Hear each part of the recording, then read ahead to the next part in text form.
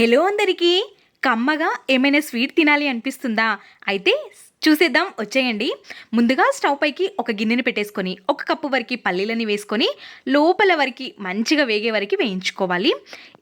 వేయించుకున్న పల్లీలని పొట్టు తీసేసి ఒక మిక్సింగ్ బౌల్లోకి వేసేసుకొని, ఒక్క కప్పు పల్లీలకి 2 కప్పుల పాలని వేసి, వేడి వేడి పాలని మాత్రమే వేసుకోవాలి.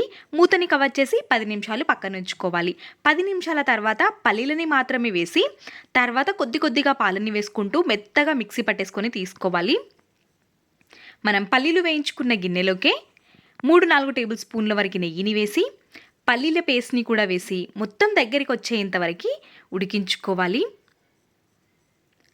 1 కప్పు పల్లీలకి 1 కప్పు పంచదార లేదంటే బెల్లాన్ని కూడా యాడ్ చేసేసుకొని, ప్యాన్ నుండి సపరేట్ అయ్యేంత వరకు ఈ విధంగా కలిపేసుకొని, ఒక 2 టేబుల్ స్పూన్ల వరకు నెయ్యిని కూడా యాడ్ చేసేసుకొని, వేడివేడిగా ఉన్నప్పుడే ఒక బౌల్లోకి తీసేసుకోవాలి. ఇష్టం ఉంటే డ్రై ఫ్రూట్స్ యాడ్ చేసుకోండి, లేదంటే లేదు. ఇంతే వీడియో. ఇంకా వివరంగా కావాలి అనుకుంటే ఫుల్ వీడియోని చూసేయండి.